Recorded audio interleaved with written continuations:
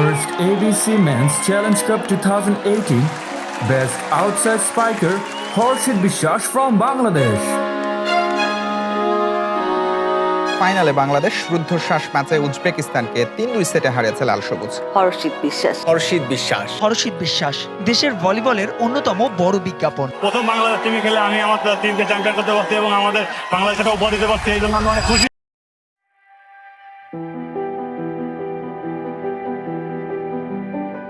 হর্ষিত বিশ্বাস বাংলাদেশ ভলিবলের একজন অগ্রদূত, যিনি দেশের ভলিবলকে নিয়ে গিয়েছেন এক অনন্য উচ্চতায়।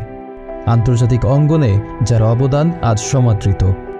গ্রামের সাধারণ একজন ছেলে থেকে দক্ষিণ এশিয়ার সেরা ভলিবল খেলোয়াড় হিসেবে আত্মপ্রকাশ করার এই পথটা মোটেও সহজ ছিল না। আজ আমরা জানব সেই সংগ্রামের গল্প, যেটা হর্ষিতকে আজকের এই পর্যায়ে নিয়ে এসেছে।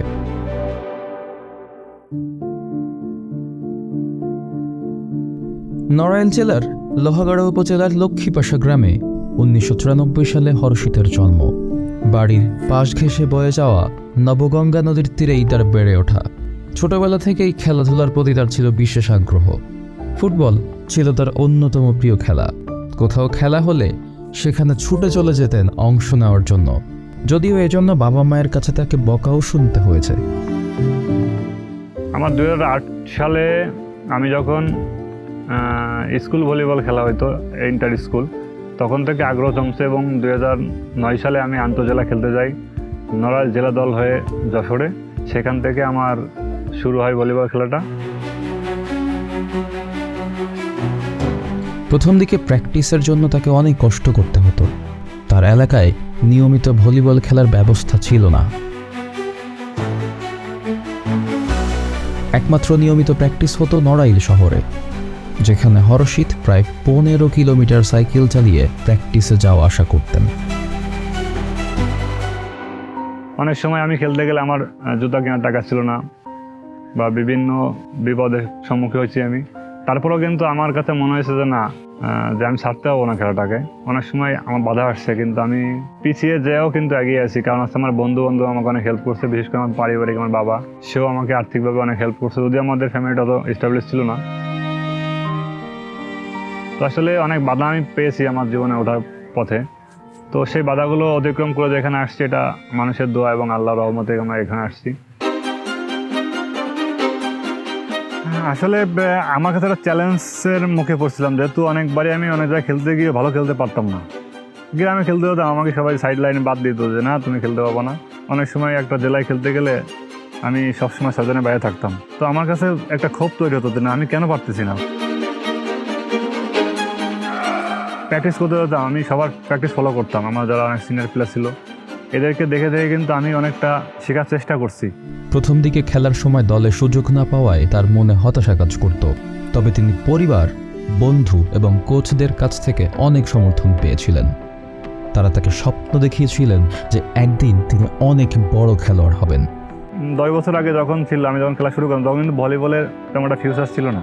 তো অনেকে হয়তো বাপ মা বলতো যে ভলিবল খেলা শিখে কী হবে, কিন্তু আমার বাপ মা কখনোই বলে না যে ভলিবল খেলা শিখতে হবে। তারা বলছে তোমাকে এই খেলাটা শিখতে হবে না, এমন কোনো কথা নয়, যে ভলিবল শেখো আর ফুটবল শেখো, যেটা শিখবো সেটা মনোযোগ দিয়ে শিখতে হবে। তাই আমার কোচরা আমার অনেক ভালোবাসতো, যে জিনিসটা বলতো আমাকে, আমি একবারই ক্যাচ করতে পারতাম এবং শিখতে পারতাম। তো ওরা আমাকে বারবারই বলতো যে তোমাকে ভবিষ্যতে অনেক বড় প্লেয়ার হইতে হবে এবং হওয়ার জন্য তোমাকে প্রচুর পরিশ্রম করতে হবে। ও কিন্তু শুধু ভলিবল না, ক্রিকেট, ফুটবল, ব্যাডমিন্টন, মানে সব খেলাই অনেক সুন্দর খেলে। তখন ছোট আমরা হাই স্কুলে পড়ি, ও ইন্টার স্কুলে ফুটবলে খেলতো। তো হর্ষিত যেহেতু এই খেলাধুলার প্রতি সবসময় মনোমানসিকতা থাকতো, স্কুল ফাঁকি দিত, কোচিং করতো না। তো তখন হচ্ছে ম্যাডামরা সবাই বলা বলি করতো যে ওই ছেলেটা এইভাবে খেলাধুলা করে, ওর ভবিষ্যৎ কি হবে, এই খেলাধুলা বাদ দিয়ে পড়াশোনায় মনোযোগী হওয়া, মন দে। কিন্তু ও এইসব কারোর কথাই শুনতো না।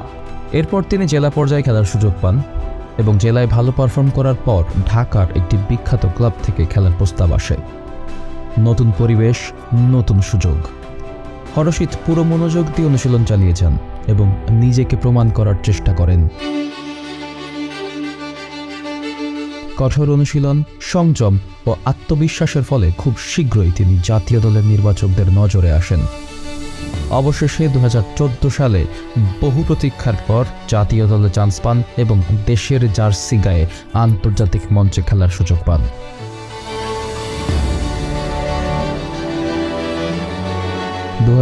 সাল হর্ষিত বিশ্বাসের ক্যারিয়ারের অবিস্মরণীয় একটি বছর। এবছর এশিয়ান ভলিবল চ্যাম্পিয়নশিপে প্রথমবার অংশ নিয়ে তিনি সেরা খেলোয়াড়ের স্বীকৃতি অর্জন করেন। গ্রুপ পর্ব থেকে ফাইনাল পর্যন্ত তার প্রতিটি শট, প্রতিটি ব্লক প্রতিপক্ষের জন্য হয়ে ওঠে ভয়ঙ্কর। শক্তিশালী প্রতিপক্ষের বিরুদ্ধে তার সাহসী লড়াই এবং অসামান্য দক্ষতা তাকে এশিয়ার অন্যতম সেরা খেলোয়াড় হিসেবে পরিচিতি এনে দেয়। আসলে এটা কিন্তু অনেক বড় একটা পাওয়া আমার কাছে। এইটা পাওয়ার পরে কিন্তু আমার বিভিন্ন জায়গায় যখন আমি খেলতে যেতাম তখন কিন্তু আমার ডিমান্ডটা তখন বেড়ে যেত, মানুষ এসে সেলফি তুলতো, বা আমার যে পারিশ্রমিক ছিল পার ডে তার দ্বিগুণ হয়ে গেছিলো এই টুর্নামেন্টে সেটা হওয়ার পর থেকে, এবং আমাদের ক্লাবও আমাকে সবসময় মাথায় করে রাখতো। এশিয়ান ভলিবল চ্যাম্পিয়নশিপের সাফল্যের পরের বছর 2017 সাল হর্ষিত বিশ্বাসকে জাতীয় দলের ক্যাপ্টেন হিসেবে নির্বাচিত করা হয়। সেই মুহূর্ত থেকে তিনি দেশের ভলিবলকে সামনে থেকে নেতৃত্ব দিয়ে যাচ্ছেন। প্রতিটি খেলায় তার নিজের অভিজ্ঞতা ও দক্ষতা দিয়ে দলকে অনুপ্রাণিত করছেন। তার নেতৃত্বে জাতীয় দল খুঁজে পেয়েছে এক নতুন আশা, নতুন দিগন্তের সম্ভাবনা। আমি ক্যাপ্টেন্সি পাওয়ার পরে আমি সবাইকে, প্রথমে বাবাকে আমি জানাই যে আমি জাতীয় দলের ক্যাপ্টেন হয়েছি। তো আমার কাছে মনে হচ্ছিলো যে আমি একটা দায়িত্ব বা দেশের একটা প্রতিনিধি করার একটা দায়িত্ব আমার ঘাড়ে এসে পড়বে, আমি কীভাবে পালন করবো। হর্ষিত স্বপ্ন দেখেন বাংলাদেশ ভলিবল বিশ্বকাপ ও ওয়ার্ল্ড লিগের মতো টুর্নামেন্টে অংশগ্রহণ করবে।